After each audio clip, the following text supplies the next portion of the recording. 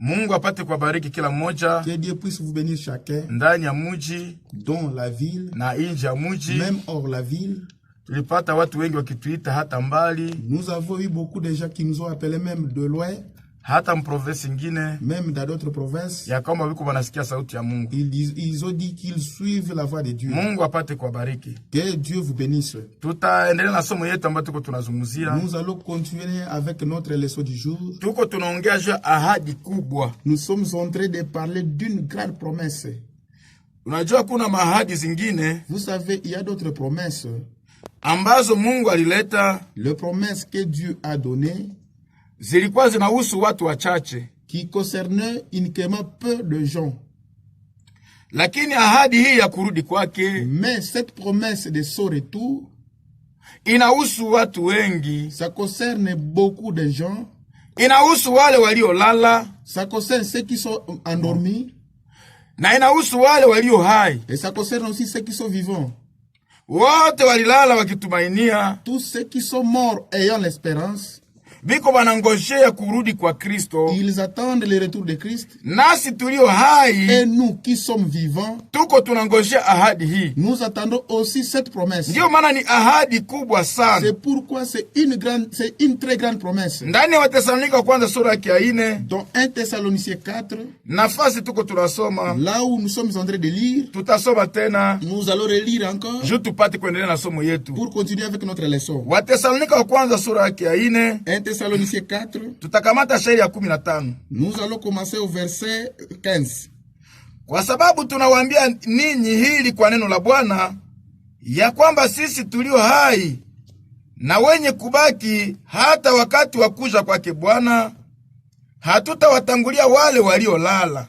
Voici en effet ce que nous vous déclarons d'après la parole du Seigneur. Nous les vivants restés pour l'avènement du Seigneur, nous ne dévasserons pas ceux qui sont morts. Kwa sababu Bwana mwenyewe atashuka toka mbinguni na sauti kubwa, na sauti ya malaika mkubwa, na pamoja na baragumu ya Mungu, nao waliokufa katika Kristo watafufuliwa kwanza. Car le Seigneur lui-même a un signal donné, à la voix d'un archange et au son de la trompette de Dieu, descendra du ciel, et les morts en Christ ressusciteront premièrement. Kisha sisi tulio hai, tulio baki, tutanyakuliwa pamoja nao katika mawingu, kukutana na Bwana katika hewa, na hivi tutakuwa pamoja na Bwana milele. Ensuite, nous les vivants qui seront restés, nous serons tous ensemble enlevés avec eux sur des nuées, à la rencontre du Seigneur dans les airs. Ainsi nous serons toujours avec le Seigneur. Basi mfarijiani kwa maneno haya. Consolez-vous donc les uns les autres par ces paroles. Amen. Amen. Ndiyo maana, c'est pourquoi, hii ni somo kubwa sana. Vraiment, ça c'est une très grande leçon. Kama leo tuko wa Kristo, si aujourd'hui nous sommes chrétiens, kama tuko waamini wa Biblia, si aujourd'hui nous sommes croyants de la Bible, ni sababu ya ahadi hii kubwa. C'est à cause de cette très grande promesse. Bwana wetu alisema, notre Seigneur a dit, ninakwenda kuwatengenezea pahali. Je vais vous préparer une place.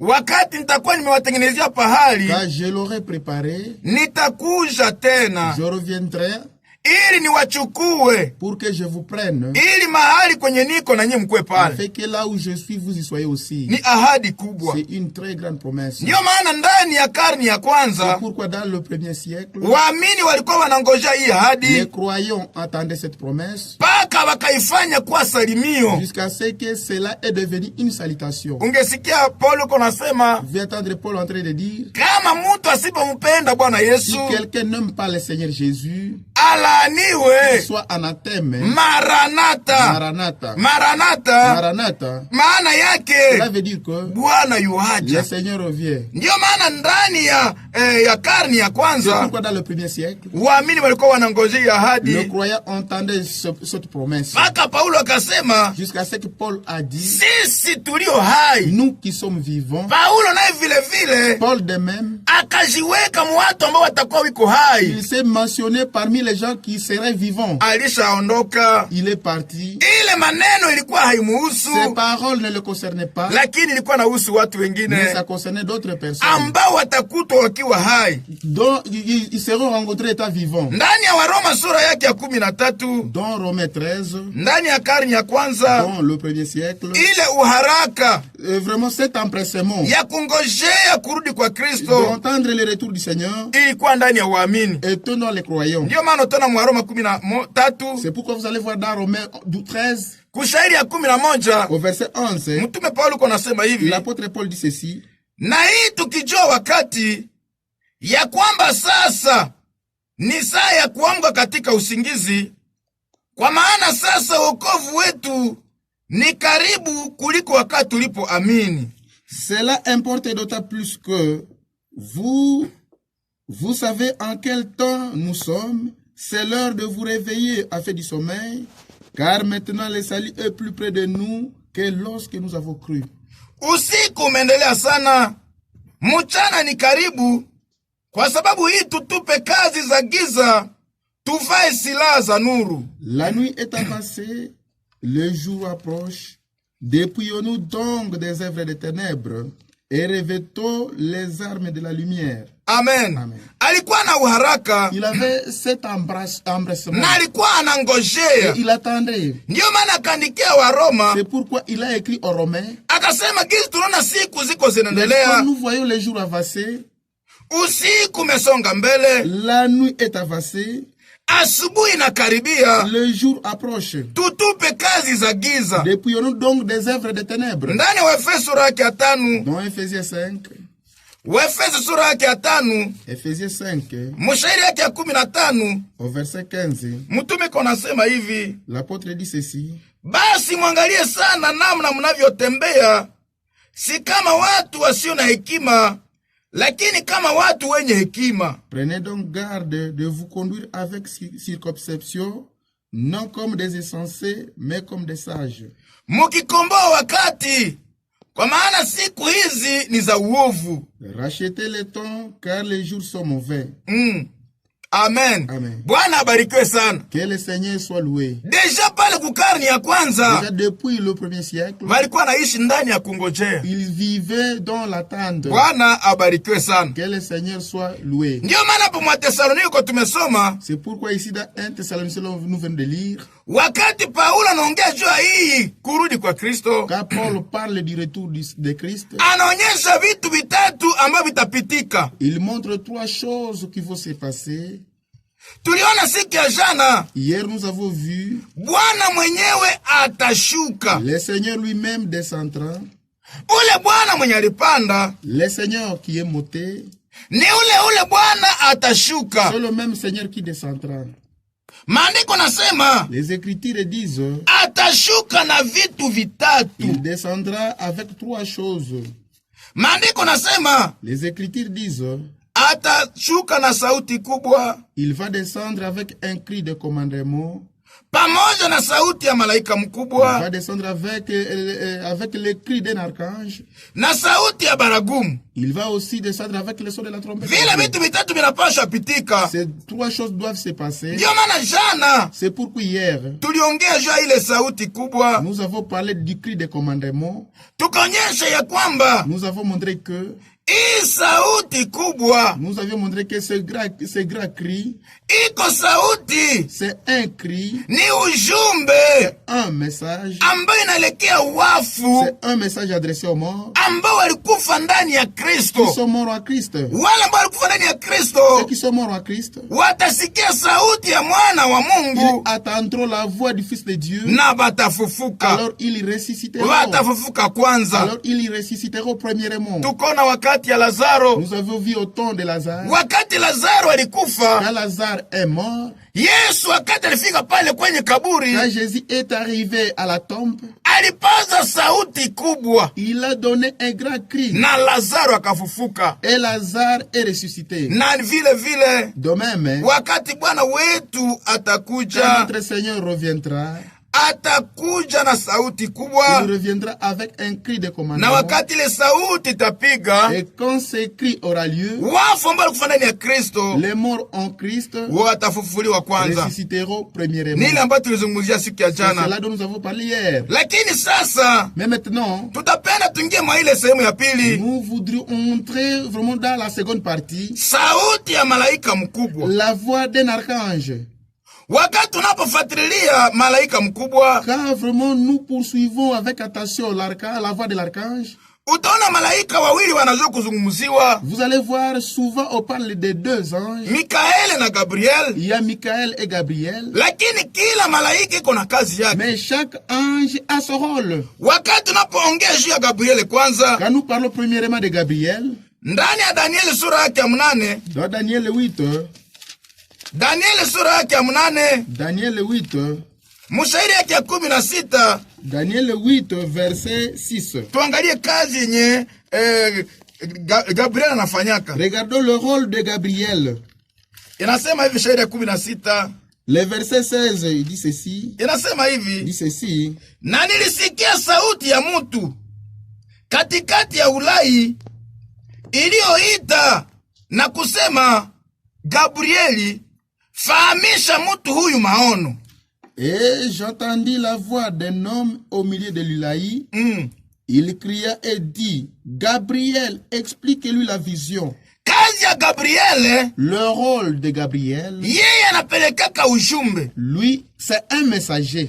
Yeye anapelekaka Lui, ujumbe, il amène le message. na hapa sauti Et ici, la voix ikamwambia, lui a dit, fahamisha mtu huyu maono. explique cet homme la vision. Amen. Amen. Yeye wakati anafika, Lui, quand il arrive, kazi yake ni kuexplike. lui, c'est expliquer. Amen.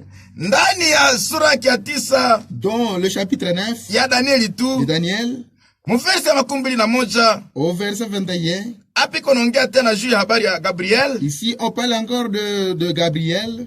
Wakati Daniel alikuwa ndani ya maombi, Quand Daniel priait, sa alikuwa iko naomba, quand il était en train de prier, wakati alikuwa iko nasiplie Mungu, quand il était en train de supplier Dieu, malaika Gabriel tena akakuja. l'ange Gabriel est apparu. Mverse 21 Au nasema, verset 21, il dit, ndiyo wakati nilipokuwa nikisema katika maono, mtu yule Gabrieli niliyemuona katika maono ya kwanza akirushwa upesi akanigusa karibu na wakati wa toleo la magharibi. je parlais encore dans ma prière, quand l'homme Gabriel que j'avais vu précédemment dans une vision s'approcha de moi d'un vol rapide au moment de l'offrande du soir.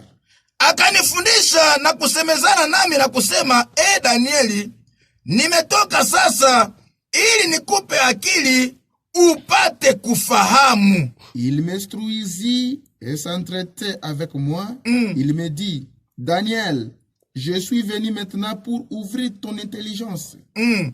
Kama naendelea na usomi Si pale, vous continuez avec la lecture là-bas, akaanza il a kumfasiria commencé à lui expliquer muda ambayo imeamuriwa le temps marqué juu ya watu wake pour son peuple. ambao ilikuwa ni Wayahudi. Son peuple qui sont juifs. Gabriel akaonekana Gabriel est apparu pamoja na ujumbe avec un message. ya kufasiria. Le message a expliqué Amen.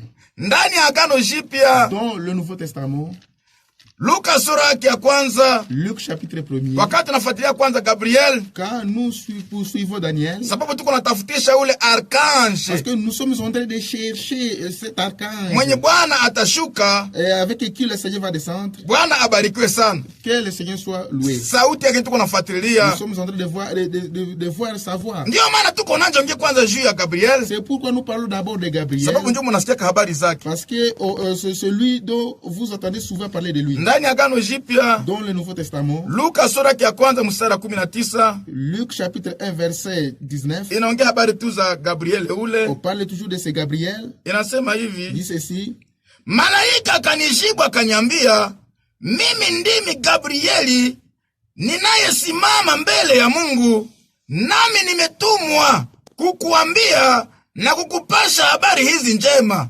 l'ange lui répondit, je suis Gabriel, je me tiens devant Dieu j'ai été envoyé pour te parler et pour t'annoncer cette bonne nouvelle. Hapa malaika anaonekana mbele ya Zakari. Ici, l'ange est apparu devant Zacharie. Wakati alikuwa anatoa uvumba. Quand il offrait le parfum. Na akasema mimi ni Gabriel. Et il s'est présenté, je suis Gabriel. Nimekuja je kuleta habari. Je suis venu pour t'apporter une nouvelle. Amen. Mstari ya 26. Au verset 26. Inasema tu hivi. Il dit ceci. Mwezi wa 6, malaika Gabrieli alitumwa na Mungu kwa mji wa Galilaya ulioitwa Nazareti. Au 6e mois, l'ange Gabriel fut envoyé par Dieu dans une ville de Galilée appelée Nazareth. Kwa bikira aliyepatana kuwa mke wa mtu aliyeitwa Yosefu wa nyumba ya Daudi, na jina la yule bikira ilikuwa Maria. Auprès d'une vierge fiancée à un homme de la maison de David nommé Joseph, le nom de la vierge était Marie. Kama tunafata, si nous suivons, alikuja tena na ujumbe. Il est venu encore avec un message. Akaileta kwa Maria. Il l'a amené à Marie. Ndio maana ni malaika ambaye anatumwa. C'est pourquoi c'est un ange envoyé. Mungu anamutumaka. Dieu la voit. Wakati kuko habari ambazo napenda alete. Il y a un message à apporter. Anatuma Gabriel. Dieu envoie Gabriel. Iko malaika mwenye anakuya kuleta habari. C'est un ange qui apporte une nouvelle. Bwana abarikiwe sana. Que le Seigneur soit loué. Ule ni Gabriel. C'est Gabriel. Tutaongea vile vile juu ya Mikael. Nous allons aussi parler de Michael. Sababu tuko natafutisha ule archange. Parce que nous sommes en train de chercher cet archange. Wa 1 Thessaloniciens 4. De 1 Thessaloniciens 4. Ndani ya Daniel chapitre 10. Dans Daniel 10. Tuangalie kazi ya Mikael vile vile. Voyez aussi le rôle de Michael. Sababu kazi ya Gabriel. Parce que le rôle de Gabriel ni kupeleka habari. C'est apporter le message. Wakati Mungu kuna habari ambazo anapenda hapana. Dieu a un message à divulguer. Alikuwa anatuma Gabriel. Il envoie toujours Gabriel. Tuone habari za Mikael. Et revenons à Michael. Ndani ya Daniel vile vile. Dans Daniel. Chapitre 10. Daniel 10. Daniel sura yake ya 10. Daniel chapitre 10. Tunakamata shairi yake ya 13. Nous prenons le verset 13. Tufuatilie Mikael na vile vile. Suivons encore Michael. Daniel 10 mstari 13. Daniel 10 verset 13. Inasema, il dit, lakini mkubwa wa ufalme wa Persia akashindana nami siku 21, lakini tazama Mikaeli mmoja wa wakubwa wa kwanza akakuja kunisaidia, nikabaki pale pamoja na wafalme wa Persia. Amen. Le chef du royaume de Perse m'a résisté 21 jours, mais voici Michael, l'un des principaux chefs, est venu à mon secours, et je suis demeuré là auprès des rois de Perse. Hapa ni wakati. Ici c'est quand malaika Gabriel alileta ujumbe kwa Daniel. C'est quand l'ange Gabriel a apporté le message à Daniel. Akakuwa retenu pendant 21 jours. Il fut retenu pendant 21 jours. Iliomba Mungu atume malaika mwingine. Il a fallu que Dieu envoie un autre ange. Ambaye ni Mikael. Qui est Michael. Sababu yeye ndiko chargé na vita. Parce que c'est lui qui est chargé du combat. Amen. Amen. Mu verset 21. Verset 21. Inasema hivi. Il dit ceci.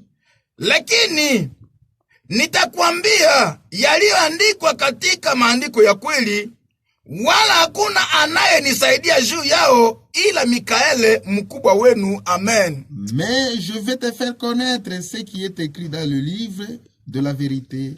Personne ne m'aide contre cela, excepté Michael, votre chef. Wakati Gabriel alikuwa anatumwa, Gabriel est envoyé.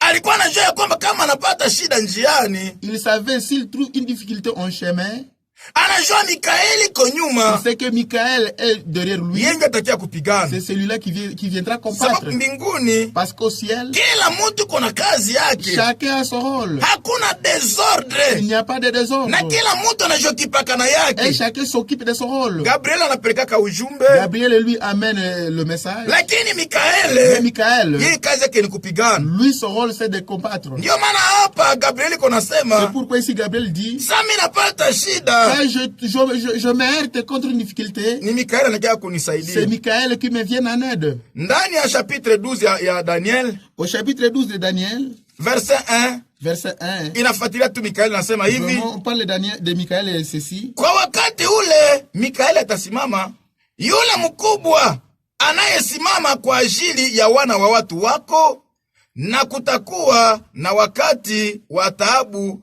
kama usivyokuwa mbele tangu wakati taifa lililokuwa hata wakati ule, na kwa wakati ule watu wako wataponyeshwa, kila mtu atakayeonekana ameandikwa katika kitabu. Amen.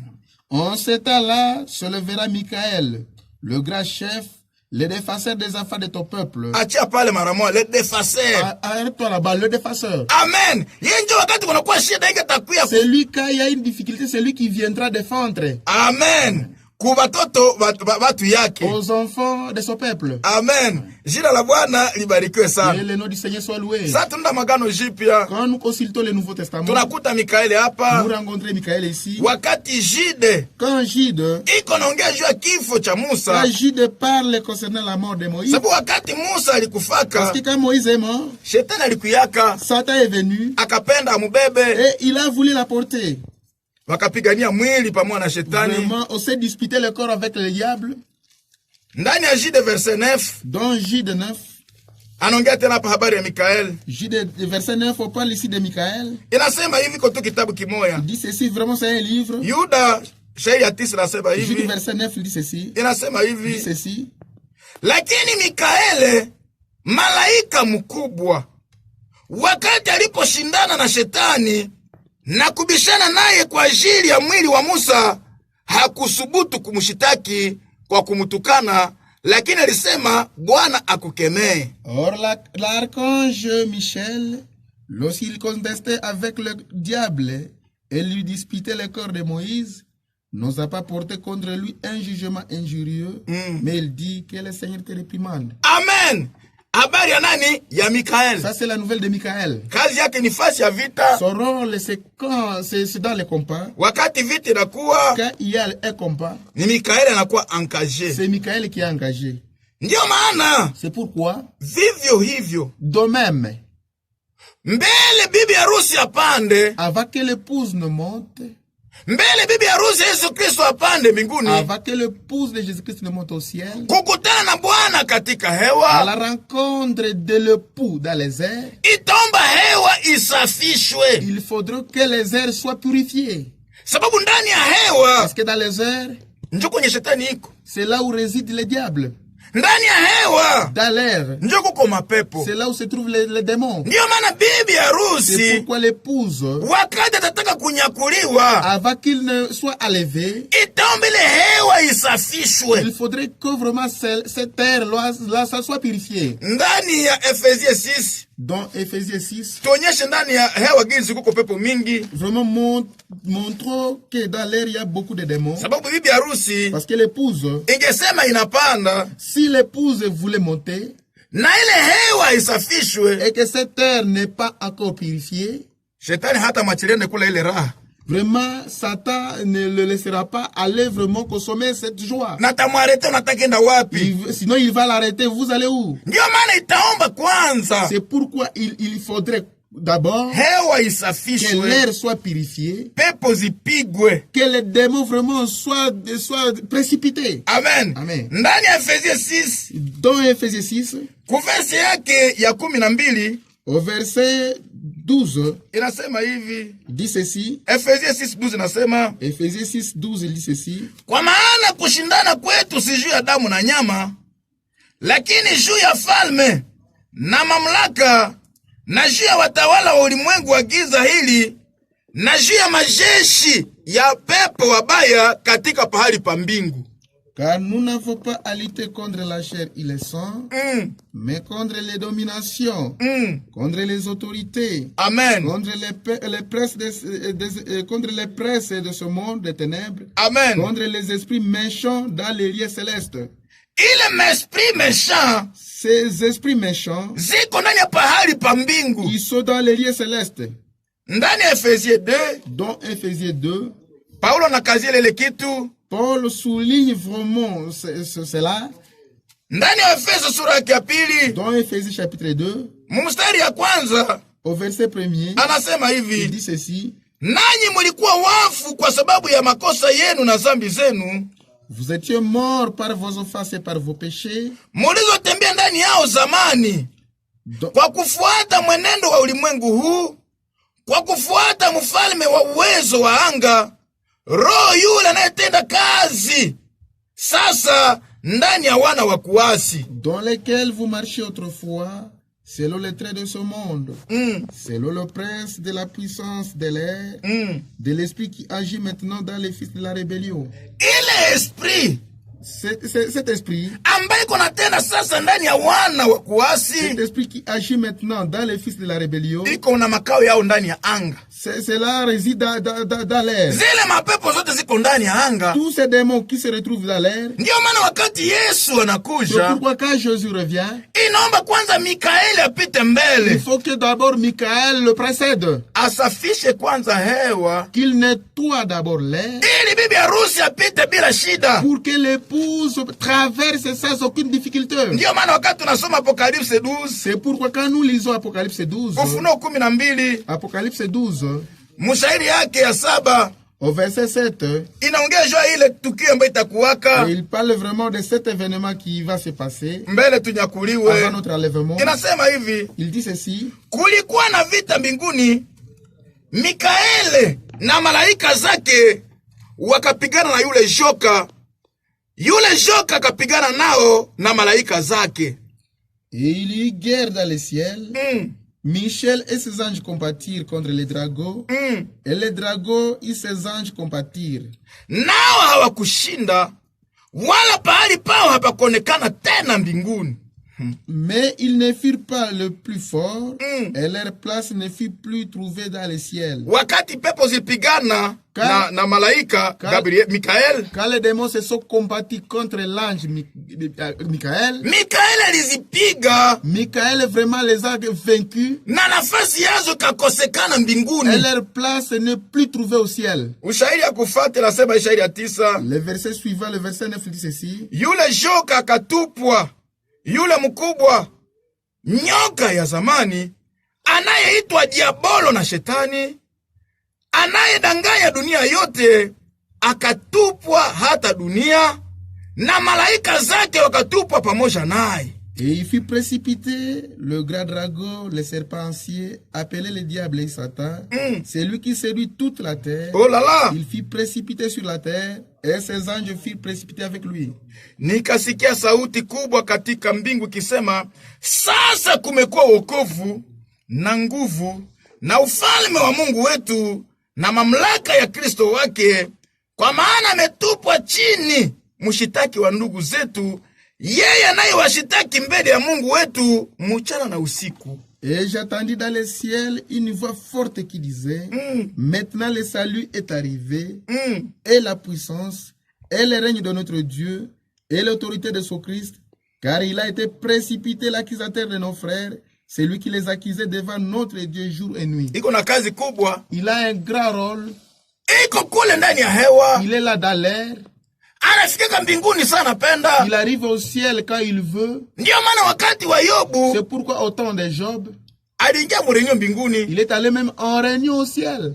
Mungu akamuuliza unatoka Dieu wapi? lui a demandé: d'où viens-tu? Anasema niko natangatanga tu Il mudunia. dit vraiment: j'erre dans le monde. Est-ce que mwana mtumishi wangu Yobu Est-ce que vous avez vu mon serviteur Job? akaingia murenyo? Il est entré même en réunion. Wakati ya mfalme Ahaba, Au temps du roi Akab, wakati Mungu alifanya renyo na malaika, quand Dieu tenait une réunion avec les anges, akasema nitatuma nani juu aende apige Ahab, adanganye Ahab. il a dit: qui enverrai-je pour aller séduire Akab? Kila malaika alisema gisi anapenda. Chaque ange a donné sa proposition. Maandiko nasema Les Écritures disent: akatokea pepo, un démon est sorti. akasema mimi Il nitamweza. a dit: moi je vais le vaincre. Donge mchana na usiku Veut dire le jour et la nuit. sisi tunalalaka, Nous dormons, lakini shetani mais halalaki. Satan ne dort pas. Kazi yake ni kwenda kutuchongea mbele ya Son Baba, rôle est d'aller nous accuser devant le Père. lakini wakati anapofika huko Mais quand il arrive là-bas, anatuchongea. il nous accuse. Mungu anatutazama, Mais Dieu nous regarde. anaona damu ya mwana Il wake, voit le sang de son fils. ile maakizasio zinakuwa bure. Toutes ces accusations deviennent nulles. Unajua wakati mtu anaamini Yesu Vous Kristo, savez, quand quelqu'un croit au Seigneur Jésus, maandiko nasema les Écritures disent: zile shitaka ces accusations, ile maandishi ya shitaka cette inscription d'accusation ambayo ilikuwa naandikwa juu qui yetu était écrit contre nous ikapasuliwa pale était msalabani. déchiré là à la croix. Ndiyo maana wakati unaamini kazi ya C'est pourquoi msalaba, quand vous croyez en l'œuvre de la croix, zambi zako ambazo ni nyingi, tous tes péchés qui sont abondants, Mungu anakusamehe Dieu te pardonne na anakuhesabia et haki. il te justifie. Ndiyo maana wakati shetani anafika C'est kule, pourquoi quand Satan arrive là-bas, anasema huyu mtoto wako alifanya il dit, hivi, voici ton enfant fait ceci, alifanya il a fait hivi. aussi ceci. Wakati Mungu Quand anaangalia, Dieu regarde, anaona damu ya mwana lui ne wake voit que le sang de son fils na anakutanishiwa et il se rencontre. iko anafanya kazi bule. Il est en train de travailler en vain. Ndiyo maana ule mshitaki C'est pourquoi cet accusateur, itaombaka anashushwa, il faudrait qu'il soit précipité. na maandiko mepresize Et mwatamshusha les Écritures précisent qui va faire ce rôle-là. ni Mikaele. C'est celui qui va faire ce rôle, c'est Ndiyo maana Michael. Thessaloniciens C'est 4 pourquoi 1 Thessaloniciens 4, wakati nasema Bwana mwenyewe quand atashuka dit le Seigneur lui-même descendra na sauti kubwa avec le cri de commandement, pamoja na malaika mkubwa. avec la voix d'un archange, Ile sauti ya malaika mkubwa cette voix de l'archange, ni c'est Mikaele. Michael. Sauti atafanya ile C'est lui kazi qui va faire ce travail ya kumporomosha de shetani précipiter Satan na malaika et zake, tous ses anges. na hawatapata tena nafasi Et il mbinguni. n'y aura plus de place au ciel. Ndiyo maana tutapanda mbinguni, C'est pourquoi nous monterons au ciel. tutakula karamu yetu salama, Nous allons manger notre fête à pain. na shetani hata jipresente Et ndani. Satan n'aura plus le lieu là-bas. Amen. Ndiyo maana wakati C'est pourquoi quand ile jambo itafanyika, quand cet événement va se verse passer, 11 nasema, au verset 11, il dit, nao wakamshinda kwa damu ya mwana kondoo na kwa neno la ushuhuda wao, wala hawakupenda maisha hata kufa. ils l'ont vaincu à cause du sang de l'agneau et à cause de la parole de leur témoignage. Et ils n'ont pas aimé leur vie jusqu'à craindre la mort. Kwa sababu hii furahini mbingu, nanyi mnaokaa ndani. Ole wao wanaokaa kwa dunia na bahari, kwani yule diabolo ameshuka kwenu mwenye ghadhabu nyingi, kwa sababu anajua ana wakati mfupi tu. Amen. C'est pourquoi réjouissez-vous cieux, et vous qui habitez dans les cieux, malheur à la terre et à la mer, car le diable est descendu vers vous, animé d'une grande colère, sachant qu'il a peu de temps. Bibi harusi atapanda L'épouse va monter, na shetani atashushwa, et Satan sera précipité. atashushwa mpaka kudunia, Il sera précipité jusqu'à la terre. atatoka ndani ya anga, Il va quitter les lieux célestes. atatoka ndani ya anga na malaika Il va zake. quitter les lieux célestes avec ses anges. Mikaeli akimporomosha Michael a le précipitant, na anashuka hapa kudunia, et il va se retrouver sur la terre. na sasa atafika Et kudunia, quand il va se retrouver sur la terre, njo wakati ataingia ndani ya mpinga Kristo, c'est quand il va entrer dans l'antichrist. na ule mpinga Kristo Et cet antichrist, kwa ile à wakati ce moment-là, njo ataitwa mnyama. il sera appelé bête. Ndiyo maana leo ukiita mtu C'est mnyama pourquoi si tu appelles aujourd'hui quelqu'un bête, unamtukana. tu l'injuries. Bwana abarikiwe sana. Que le Seigneur soit loué. Lakini wakati ule joka, Mais quand ce sort pas, ule drago, quand ce dragon, wakati zile mapepo quand ce démon, itashushwa, quand ils seront précipités, wakati quand ils zitashushwa seront précipités, zitaingia ndani ya mpinga Kristo. ils vont s'incarner dans l'antichrist. Leo ni mpinga Kristo ambaye iko. Aujourd'hui, c'est un antichrist qui existe. Wakati Yesu Kristo anachukua bibi harusi, Quand Jésus-Christ prend son épouse, wakati zile pepo zinaingia ndani ya mpinga quand ce Kristo, démon s'incarne dans l'antichrist, ni ile wakati ataitwa mnyama. c'est alors qu'il sera appelé bête. Ndiyo maana maandiko nasema, C'est pourquoi les Écritures disent, nyie mbingu mfurahi, vous cieux réjouissez-vous, nyie mbinguni mfurahi. vous cieux réjouissez-vous. Ile wakati tutakuwa ndani ya furaha kule, À ce moment-là, nous serons vraiment dans une grande joie. tukisema En haleluya, train de dire Alléluia. tukisema En train de amen, dire Amen. sababu tutakuwa tumeshinda. Parce que vraiment nous serons déjà des vainqueurs. Bwana abarikiwe Que sana. le Seigneur soit loué. Na maandiko Et nasema, les Écritures disent, ole kwa dunia, malheur à la terre. ameshukia kule. Il est descendu là-bas. Mshitaki wa wandugu L'accusateur des frères, ameshukia il est kule, descendu là-bas. wa kufanya mabaya. C'est lui qui commet de mal. Njo ile wakati C'est à ce moment-là, ule mwenye atakuwa amebakia c'est huku lui qui sera resté ici. atakuwa mwenye ole. Il sera malheureux. Ndiyo maana leo Pourquoi aujourd'hui, tuko naona magonjwa yanazunguruka, aujourd'hui nous voyons vraiment des maladies en train de circuler. tunakosa salama, Nous manquons de paix. lakini hiyo siyo kitu Mais kwanza. c'est là vraiment, ce n'est rien. iko mwanzo. Ça, ce n'est que le début. Sababu bibi harusi akingali Parce duniani. que l'épouse est encore sur la terre. Wakati bibi harusi ataenda, Quand l'épouse sera enlevée, wakati Mungu atamaliza kazi, quand Dieu aura terminé l'œuvre, vitu mingi vitafanyika vraiment beaucoup de choses vont se passer venye hamuyaonaka na que kusikia. vous n'avez jamais vu et attendu. Ndio maana wakati unakuwa bibi C'est harusi, pourquoi quand vous devenez épouse, uko mwenye heri, tu es heureux. na bibi harusi Et l'épouse, iko sawa bwana harusi.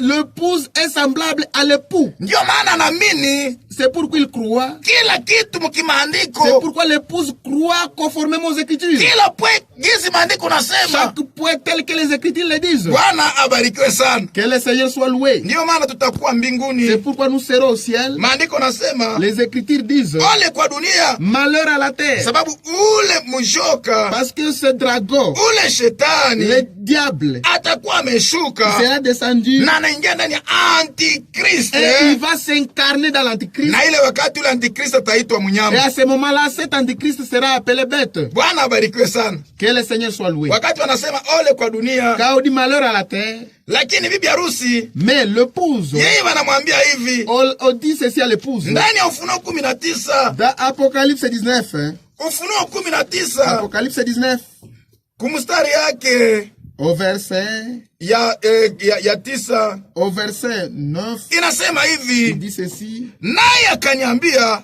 andika, heri walioitwa kwa karamu ya harusi ya mwana kondoo. Akaniambia, maneno haya ni maneno ya kweli ya Mungu. Amen. Et l'ange me dit, écris, heureux ceux qui sont appelés au festin des noces de l'agneau.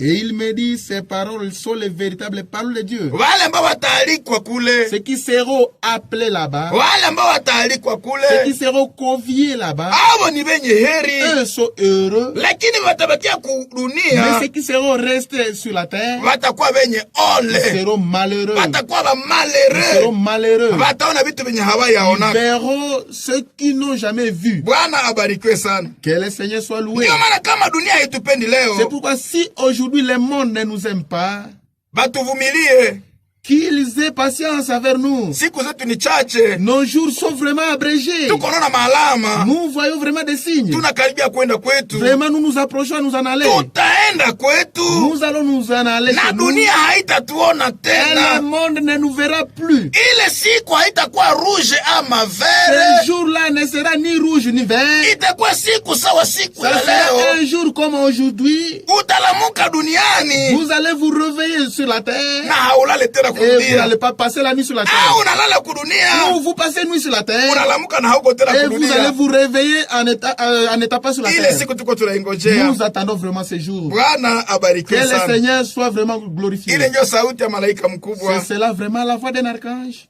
ilikuwa ni Mikaeli. C'était Michael. Bwana abarikiwe Que sana. le Seigneur soit loué. Sehemu yengine, Vraiment, une autre partie, sauti ya baragumu. c'est le son de la trompette de Dieu. Bwana abarikiwe sana. Que le Seigneur soit loué. Wakati tunapoongea habari ya baragumu, Quand nous parlons du son de la trompette, utaona wakati Israeli vous allez voir qu'Israël, ilienda simama pembeni ya mulima wa Horebu, quand Israël s'est tenu autour de la montagne d'Horeb, walisikia baragumu, ils ont attendu des trompettes. na ilikuwa baragumu ya kutoka mbinguni. Et c'était des trompettes venant du ciel. Wana wa Israeli wakasikia Les enfants d'Israël ont attendu cela. ile baragumu. Ces trompettes-là. Kuna ingine baragumu Il y a d'autres trompettes ambazo zilikuwa napikwa muisraeli, qui s'attendaient en Israël, ambayo ilikuwa inapigwa muisraeli, qui s'attendaient en Israël. ilikuwa kumwaka wa yubile, C'était pendant l'année de jubilé. balikuwa wanasikia matrompeti. Ils attendaient des trompettes. Lakini hii tuko tunafuatilia hapa, Mais ce dont nous parlons ici, iko baragumu c'est une trompette. ambayo iko rapport na kurudi kwa Kristo. C'est une trompette qui est en rapport avec le retour du Seigneur. Mwangalie wakati Yesu alipopanda mbinguni, Regardez quand Jésus est monté au ciel. mwangalie kisi kulikuwa shangwe kubwa. Regardez comment il y avait vraiment dans les graisses. Ndani ya Psalm chapitre 24, Dans Psaume 24, ndani ya Zaburi 24, dans Psaume 24, muversi yake ya 7, au verset 7, unaona wakati unasoma, Vous voyez, quand vous lisez dans le Nouveau Testament, vous allez voir que Jésus est monté au ciel et que les nuages l'ont dérobé. Et ça suffit comme ça. Mais regarde le prophète David. Quand il commande sur son ascension, il dit ceci. Dans Psaume 24, verset 7, il dit: Nyanyueni vichwa vyenu ninyi milango, na munyanyuliwe ninyi malango ya milele, na mfalme wa utukufu ataingia.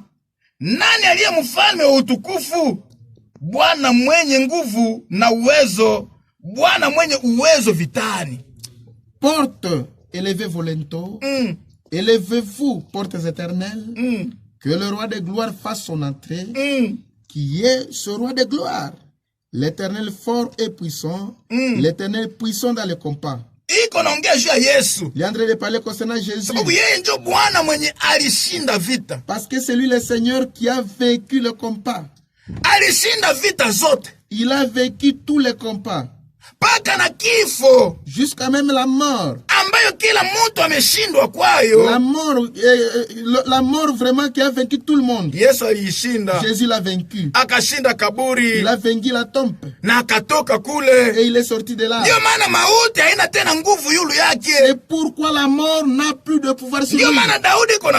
C'est pourquoi David dit, il est monté, la voix a dit,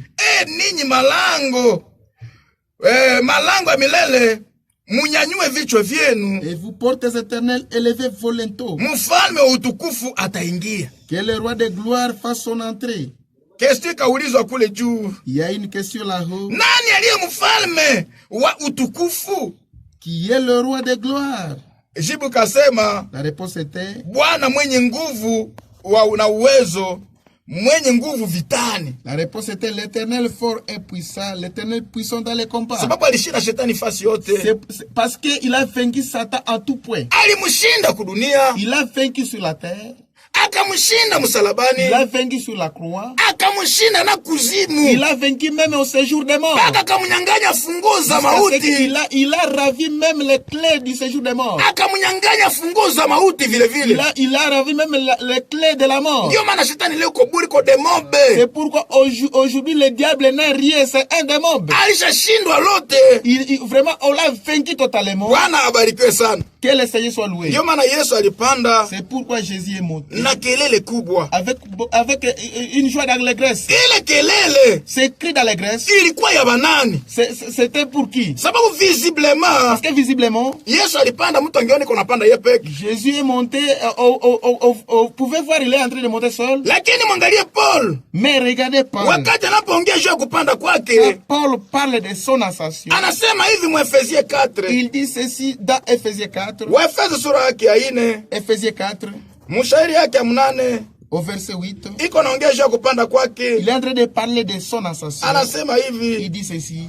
Kwa hivi anasema wakati alipopanda juu alichukua wafungwa akawapa watu zawadi. Amen. C'est pourquoi il est dit, étant monté en haut, il a amené des captifs et il a fait des dons aux hommes. Wale ba captifs ni ba wapi? Ces captifs, qui sont-ils? Ndio wale betuliongea jana. Ce sont ceux-là dont nous avons parlé hier. Watakatifu wa agano la kale. Ce sont les saints de l'Ancien Testament. Wakati Yesu alikufa kumsalaba. Quand Jésus est mort à la croix. Maandiko nasema Yesu alipaza sauti. Les Écritures disent que Jésus a poussé un cri. Na makaburi ya watakatifu kafungulikana. Et les sépulcres de ceux se sont ouverts. Ndio maana wakafufuka. C'est pourquoi ils sont ressuscités. Wakaonekana wakati Yesu alipoonekana. Ils sont apparus quand Jésus est apparu aussi. Ndio maana wakati alienda. C'est pourquoi quand il est monté. Maandiko nasema. Les Écritures disent. Alienda na wale wafungwa. Il est monté avec ces captifs là. Amen. Amen. Bwana abarikiwe sana. Que le Seigneur soit loué. Ndani ya Psalm 47. Donc Psalm 47.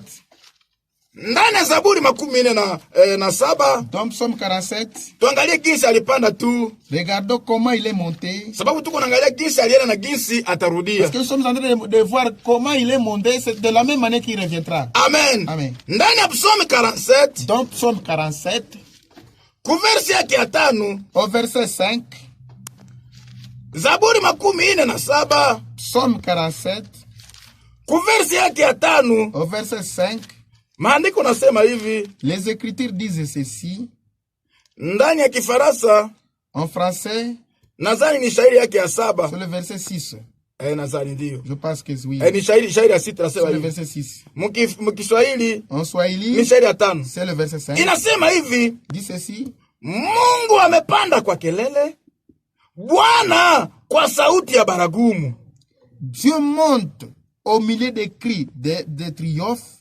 L'Éternel s'avance au son de la trompette. Wakati alipanda, Quand il est monté, hivi vilionekana, ceci est apparu. Bwana alipanda kwa kelele. Dieu, le Seigneur est monté avec des cris de Ndio triomphe. tulisoma Psalm 24. C'est ce que nous avons lu dans Psaume 24. Hapa kitu kingine naongezeka, Ici, un autre élément s'ajoute. Bwana kwa sauti ya baragumu. Dieu, l'Éternel, s'avance au son de la trompette. Ndio maana jinsi alipanda kwa C'est ile, pourquoi, comme il est monté par cela, vile ndio atarudia. c'est de cette même manière qu'il reviendra. Ndio maana C'est pourquoi itaomba sauti ya baragumu, il faudrait que vraiment le son de la trompette, na ile sauti ya baragumu et ce son de la trompette, itakuwa ikitualika kwenye karamu. cela nous invitera au festin de noces. Amen. Amen. Bwana abarikiwe Que le sana. Seigneur soit loué. Itatualika kwenye karamu. Cela va nous inviter au festin de noces. Bwana abarikiwe sana. Que le Seigneur soit loué. Ndio maana siku kunakuja, C'est pourquoi les jours viennent.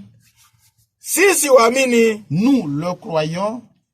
imani yetu haitakuwa bure. Notre foi ne sera pas vaine. Leo wakati tunaishi duniani, Aujourd'hui, quand nous vivons sur la terre, yeye mwenyewe anamtegemea Mungu na mwenye amtegemea Mungu celui qui se confie en Dieu et celui qui ne se confie pas à Dieu, banafananana. ils se ressemblent. Magonjwa taki inapiga watu yote, Les maladies se présentent et frappent tout le monde. shida zinatokea zinapiga kila mtu. Les difficultés se heurtent contre tout le monde. Watu banafananana muhali zote. Les hommes se ressemblent en tout point.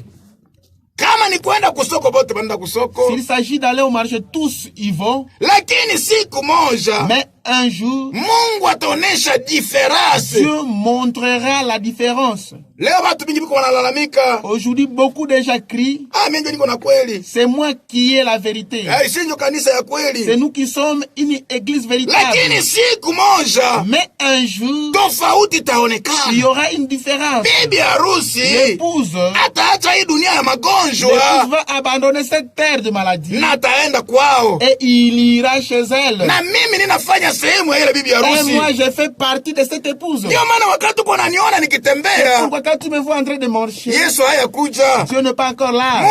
Mtu asikudanganye. Que personne ne te trompe. Yesu hayakuya. Jésus n'est pas encore là. Sa atakuja, Quand il viendra, il atatuchukua. va nous prendre. Mungu apate kubariki. Que Dieu puisse vous bénir. Ndani ya juma ijayo, Mungu akipenda, Dans la semaine prochaine, si Dieu voulait, tutaongea juu ya matayarisho. nous allons parler de la préparation. Tutaongea juu ya ujumbe wa matayarisho.